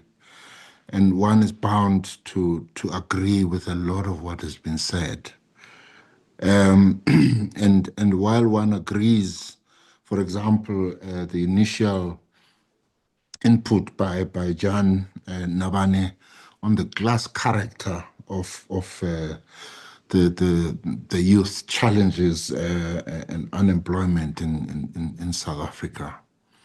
One of the things that I think just hasn't come through, and I see this as a fundamental disconnect that we have in South Africa, which until we can address it, we'll continue to talk like this, well into the future. It is something that was contained in our theoretical underpinnings of how we analyzed the South African reality during the course of the struggle, the racial nature of the system, of the capitalist system in South Africa. And so we continue to live with this reality, of a disjoint between the political system as we have it now and who holds the economic levers of power. Because everything that we're talking about, opportunity, training, employment, and what have you, it revolves around this. And I do want to say that young white people don't have this problem that we're talking about, because those that hold the economic levers of power ensure that, young people that are white are captured by the system in one way or another. And so I think that our political class, this is an issue that it needs to engage with. How do we grapple with this fundamental disconnect between the political system and the economic system in the country? So we're also dealing not just with a class, a character of this problem, but also a demographic, and if I were, to say, a racial nature of this problem. And I do believe that it is perhaps a failure, that we have not been able to engage adequately with this and create, the possibility that we transition, away from this reality. So that's just an issue that I'm raising, and I would be interested, in, for example, Jan's perspective on this, but also the other speakers. But I really do believe that at a leadership level, it's just something we have not engaged with adequately to tackle it head on, and see how best we can address that fundamental disconnect and disjuncture that continues to characterize our society. And if you look, for example, at the system, the political system, as it is unfolding with time, we are fracturing, as the Black population in terms of even our political formations, because the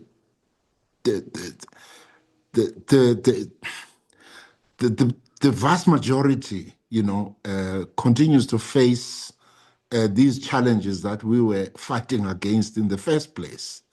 And I think that's part of what explains, this continuing fracturing that is happening, within this particular cohort of South African society. So that's just an issue that I thought I should raise. Thank you very much. Thank you very much, Ambassador, for those words. Quite important as always, and for giving us that context about, the youth in this country and who tends to be the most affected, disproportionately, I guess, in that sense. So thank you very much for those words.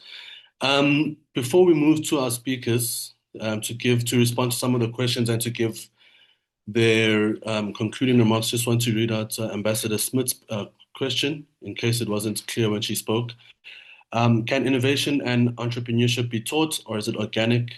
And where does exposure start? Is our education system and policymakers the right fit for the current developments to enhance youth employability? And then finally, how can the gap between those that are supposed to be the bridge, being pushed out of the system before the age of 50, not yet in retirement, and the youth, how can that gap be bridged to create better opportunities? So let me go back to our speakers to give their concluding remarks. I think we'll go in order of, I note your message, Ben, but can we go in order of the the presentation. So we can start with Jan, then we'll move to Ben and go accordingly. Just your responses to some of the questions posed or the contributions raised or given, and your parting shots, please. Thank you very much, comrades, and thanks for an opportunity once again to SALO. Firstly, let me just respond to a question raised by a latter speaker related to the class character of the youth, particularly in relation to the socio-economic challenges the youth is finding himself in. You know, the fundamental answer to this question is that we need to ask ourselves this important question, that at which class interest is our leaders serving, particularly those we trust them at the echelon of power, particularly at the parliament, other key area where transformation has to be developed or implemented. But also what is to be done is one of the second question which should align with the concern which was raised by my comrade, is that we need to find the leaders that understand that the economic power of this country is still in the hands of minority. But most importantly is that how do we give control as well as ownership to the deserving people of this country, particularly Black working class in this country, as the majority people that are being exploited by the inherited system, which we could not handle it post-democratic breakthrough. But also like to agree with Comrade Atingosi Toba on the question that, I mean, we're raising issues. What is really need to be done? What government need to do? You know, we need to make sure that youth make sure that leaders of this country are being accountable for decision which they manifest, or the decision which in their political manifesto as they will mobilize us, is it properly implemented? Despite a political difference which we might be having, but there must be accountability during a period which youth have given each political party to serve in government. That is indeed, did you deliver this? Is indeed, does this be a transformative agenda which we were promised to be delivered? I think that's what need to be done. Accountability, but zero tolerance of corruption. Remember, one of the reasons which delay our progress, comrade, is on the basis of corruption at the main. I want to also make an argument with one comrade which mentioned that NSFAS is a failure. No, it's not a failure. NSFAS have transformed many lives in this country. Many young students have been benefiting through this particular system, which is part of initiative which was put in place to assist a majority of these young people in this country. Unfortunately, the challenge in this, it's a main disease which we need to quickly deal with it, which is corruption. But thanks a lot, comrade. I think this were a point which I wanted to respond on, but also appreciating two questions which relate to our presentation. Thanks a lot. Thank you very much. Mr. Mkabele, please do come in. Thank you, Tebo. Apologies for no video. I hope my audio will suffice. I think to just answer, not all of them, but to answer the few questions, especially about what needs to be done. It's a question that has kept us on our toes for the better part of the last 2 decades. Let me start by saying that the establishment of the National Youth Development Agency is one of the victories of young people. It's a united victory of young people. And we cannot reverse the gains of the struggles of young people simply because the benefits outweighs the people that are yet to benefit from the agency. The idea is noble. In fact, what we need to discuss is empowering it. And I'm saying this to say that the one thing that perplexes me, because I'm a student of law, is the ability of the apartheid government's ability to enforce its laws, its unjust and unruly laws. And I'm saying this to come to the point of saying we have many progressive policies and laws as the current democratic dispensation, but there is a high level of acquiescence when it comes to developmental policies and developmental law. This cannot be solely parked on the jurisdictive or the executive wing of the state, or even ourselves as citizens who are supposed to hold these arms of the state into account. But it also speaks to culture, something no one has been speaking of. We have manifested a culture that is embedded in itself the general acquiescence. And for those that don't understand, acquiescence is when we see something is wrong, but we don't have the appetite to prosecute it. So we know that maybe, for instance, littering could be against the bylaw of a city, but we continue to do it because there is no appetite to enforce it or prosecute it. Now, that is the case with all laws that include young people, including the new National Youth Development National Youth Development Policy that was signed by the president in 2020. All of those policies have not been effected or elected. So what we need is we need a combined effort from both civil society, young people, people in the state, and the judiciary to enact a youth act that will be followed upon and prosecuted so that we know that if the act speaks not on quotas, but if it speaks about 50% of the procurement goes to young people, it must be enforceable and there must be consequences when that does not happen. Now, to be able to change that, we need to change the societal narrative around young people. And unfortunately, being young also means that we are the custodians of culture. So this means we need to heighten our advocacy efforts from all levels. But first, we need to sing from the same hymn book. We also need to, in the same hymn book in this instance, about our development is the Constitution. So we cannot have a constitution that acknowledges the injustices of our past, but we still have segments of our society that questions how we acknowledge those injustices, like colonialization and those who question apartheid in its existence. We need to first speak from the same hymn book so that when we go out there to advocate to change the culture, this is the mental understanding of young people, what is due to them, what their role is, and what the state needs to do to encourage them to reach their full potential. Then we can start to speak about the maximized development. And hence, social cohesion, like Honorable Mogobi was speaking, is an imperative that we should not tire all those platforms that speak about communication, platforms such as this that SALO has created. We should have them on a regular basis. We should have more diverse views.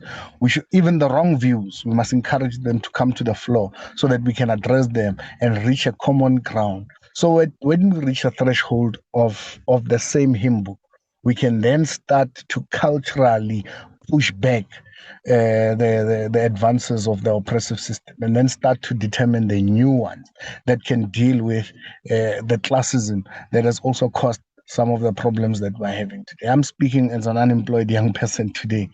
I also suffer from these, but I know that my white counterpart does not have the same problems as we do.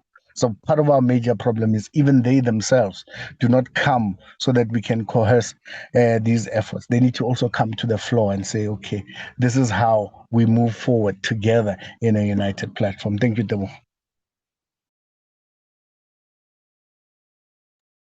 Thank you very much for those remarks.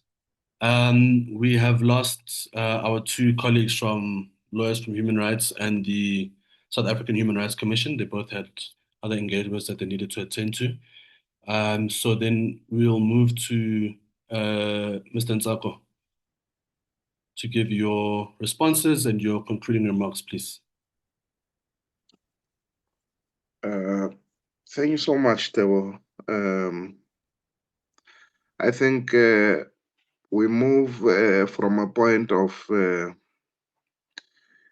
ensuring that we crush the legacy of apartheid, 400 years or maybe 300 years of unjust laws in this country, and of course, unjust laws towards the majority of the people of this country that cemented the poverty that we are faced with as young people currently. And of course, there will be some people who use populism and popular rhetoric to say that when we resolve the current injustices, we must never refer to apartheid. And there's no way you can disconnect the two, where we come from and where we're going. And I think that is the truth that we must then start to be able to accept, that you can't disconnect the two, and that in 30 years of democracy, have we never moved an inch? The point is we've moved. We've got great interventions, policy interventions. Have they reached everyone? No. Is it satisfactory? No. But of course, the point is now is to ensure that the youth of this country and our people have got a common identity, something that all of us we can work towards in. And of course, that's why it is important to speak on the issues of what then is the interest of the youth of this country and how do we advance those particular processes. And the challenges and problems we have in government, they don't really speak to policymakers. Like my colleague Ben says, we've got very good policies. I mean, for instance, let's speak about the migration policy in terms of labor laws. Already government has got policies that speaks to those particular issues in terms of employment quotas as to what needs to be done, that government is authorized to enforce limits and the number of foreign nationals an employer can hire. The issue is, do we have the capacity and the political will for us to implement those laws? And we don't have. And that's why is that we can agree that it is justifiable for people then to make South Africa as a violent country without confronting officials of government and political leaders themselves. South Africans should be angry at government to say, but you are not implementing the policies that you have made. Let's not be a violent country. And of course, ban buildings and of course, do unlawful things. But these are issues that I'm saying that the policies are there. The environment is enabled. Are we grabbing those particular opportunities or not? And I think that is something that we need to start to focus on. How do we ensure that government gets accountable? In South Africa, when we speak about government being accountable, we're really referring to insulting political leaders and, of course, insulting the government of the day. We're not really checking as to what is accountability. We have Madlanga Commission today. We have realized how officials are corrupt to the core and reversing our gains of democracy. And these are the things that we really need to look into. We need a very serious overhaul. Government has also institutionalized or taken over workers coming from the previous government of the apartheid regime, who also are blatantly refusing to change. And these are people that we're not confronting. And sometimes we really need to focus and confront these particular issues. Of course, challenges of corruption have emerged within our ranks that reverse our gains, something that we really need to confront on as this particular generation. The NYDA has made a significant dent into combating poverty. Like I said, is it enough? I mean, the NYDA has just got a budget of 1 billion to reverse poverty around issues of young people. I mean, you can't resolve the issues of poverty or social economic issues of young people with just only 1 billion. That's why we also debate that youth issues, they cut across. Mainstreaming of youth development must be done in every department so that we're able to address some of the challenges that we're speaking to. Our country has got a young democracy, and we compare ourselves with the best in the world. China had to spend 80 years to reform and to be what it is today. And of course, do we have to be like China? No, but I'm saying that let's have a plan and a project that all of us will then be able to say, by this time around, irrespective which government is in charge or which political party is in charge of government at the time, this is the goal of ourselves as South African citizens. So to be united in terms of purpose, it's very important. Policy interventions in terms of education, we have done them. Policy interventions in terms of youth policies, youth inclusion, we are doing them. It is a known fact that you will always have a conflict between the young and the old. The old will refuse to die and leave the stage. The young will continuously want to take up and be impatient, take up the space and implement resolutions or decisions that they think might assist them for the future. We must always encourage young people to be impatient and take up responsibility for their own future. But also the old must then be able to give space for young people to be able to thrive. So these are issues that we're dealing with. And we really we don't need to be hard on ourselves. We're regulating ourselves so much while we're developing a country or a developing state, when we have to say all that we have resolved on in terms of policy must be implemented. Officials that are lazy and politicians that don't have political will to implement policy of government, these are people we need to put and ensure that they are accountable. The private sector is doing as it pleases in this particular country. They are the ones giving us these problems, employing undocumented migrants, ensuring that these undocumented migrants, they hijack buildings and all these things. These are the issues that we really need to clamp on the private sector to say, you are creating social problems for this particular country. Thank you, Tebo. Thank you. Thank you very much for that. We'll finally conclude with Caden. Please do come in. Thank you. Yeah, I would love to debate or talk about some of the stuff that some of the speakers have said regarding youth development and various agencies and what we measure as a success. But in the interest of time and this being a dialogue rather than debate, I will focus more on the responses to questions. So first of all, I'd like to respond to Samantha, who raises a valuable point about gender in the economy.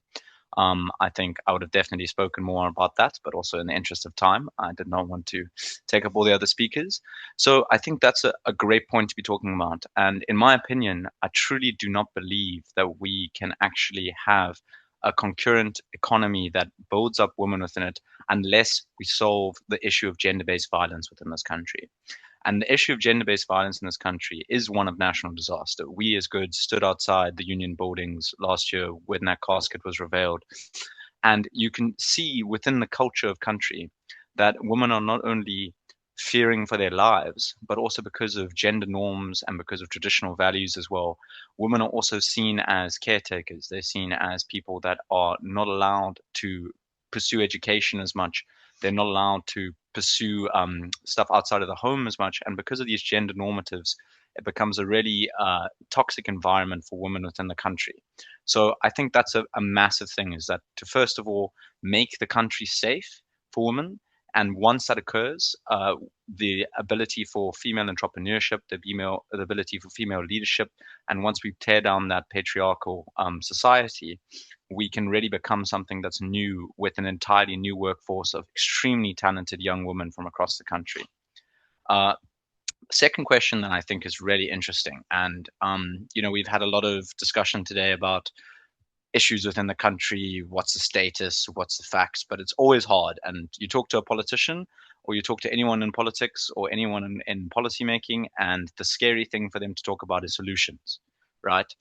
And the one question was asking us, what do we do with the people who are now getting of an older age that are also being pushed out, the opposite of youth?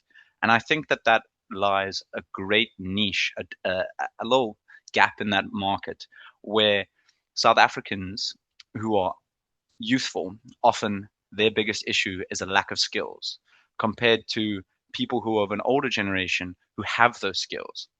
And in this country, it is a known fact that there is a massive need for industrialization of the country, whether that be through water pipes, whether that be through cables for electricity, whether that be through roads, whether that be through redeveloping our train and port and freight systems. And I truly believe that this industrialization by government would be 10 times more impactful than any NYDA, any youth development agency in that capacity.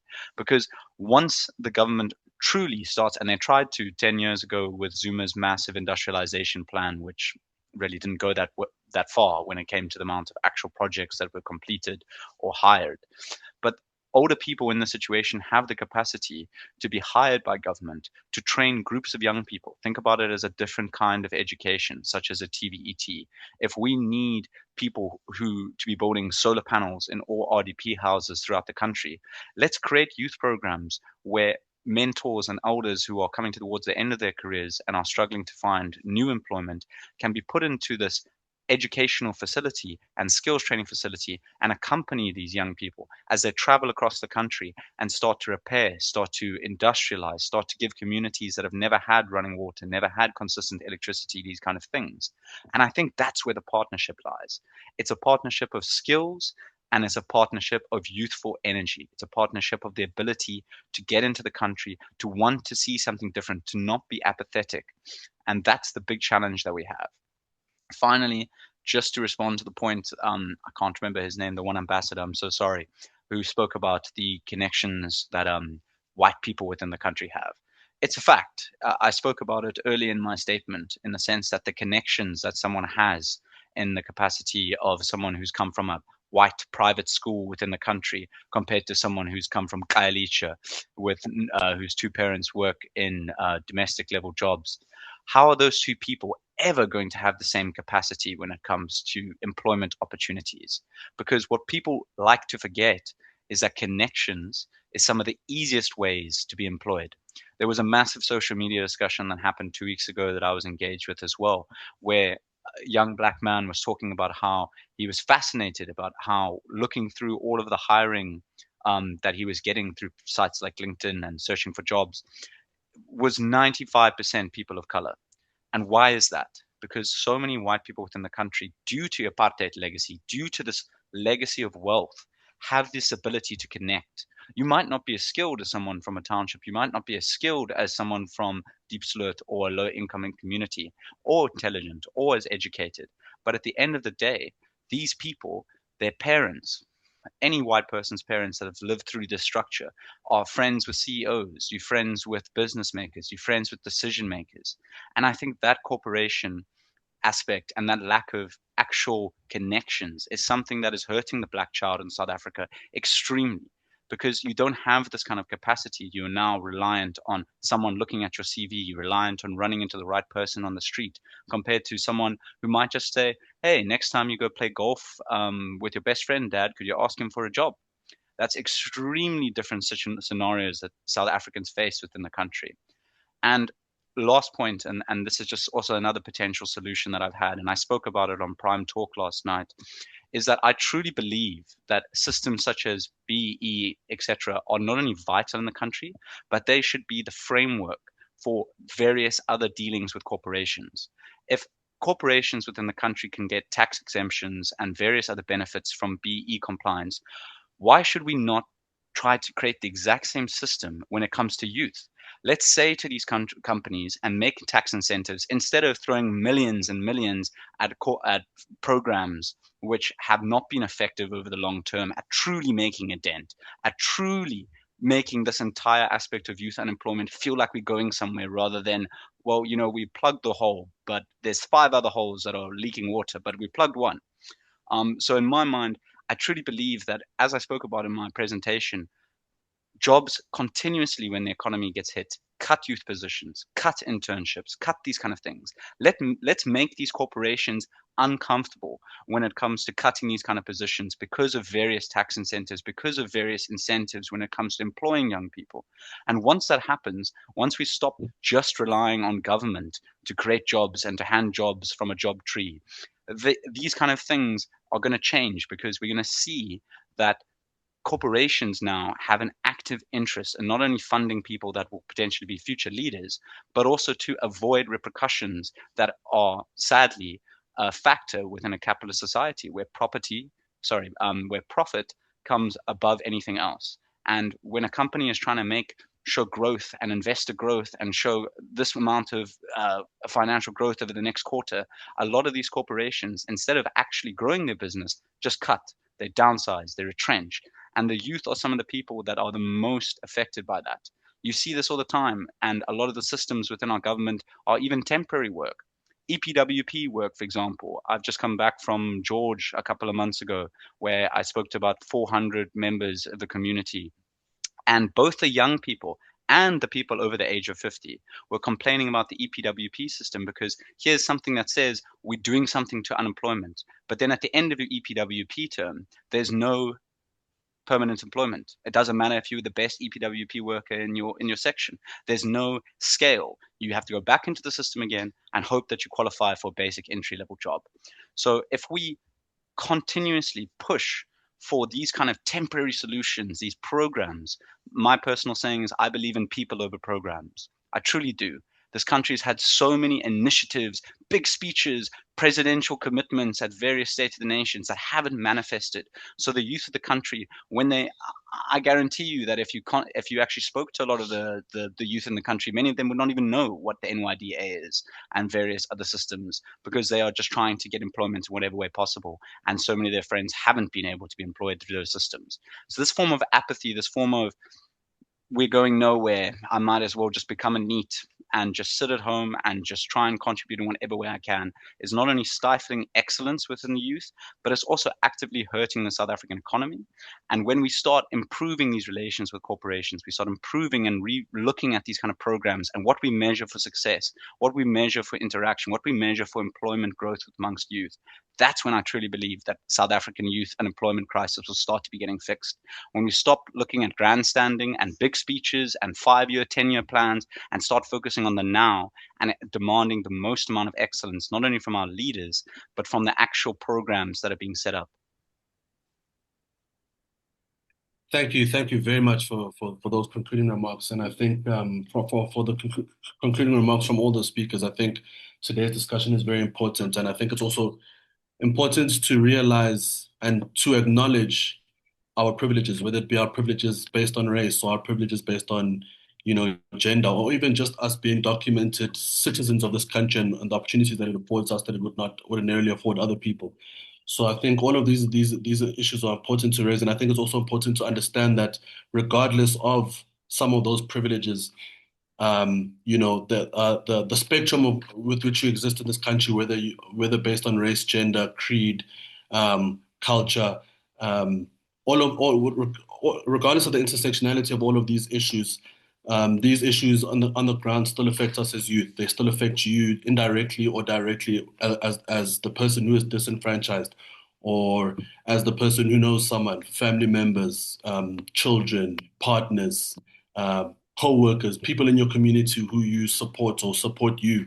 All of these issues affect us in some way, form or another. So it's important to remember to ground our experiences and our engagements with other people in that knowledge that regardless of who you are in this country, you are affected by issues of corruption or service delivery or other forms of disenfranchisement that affect those without. So thank you very much for everyone who's contributed to today's session. Thank you very much to the speakers from the political formations, the YCLSA, the ANC Youth League, and Good Party, and the DA in absentia. And thank you to the civil society organizations that have also given their contributions and their perspectives to today's discussion, the Lawyers for Human Rights and the South African Human Rights Commission, as well as the South African Youth Council. So thank you very much to the speakers. Thank you very much to our participants. And let me hand over to my colleague Amahle to conclude today's session. Thank you, everyone.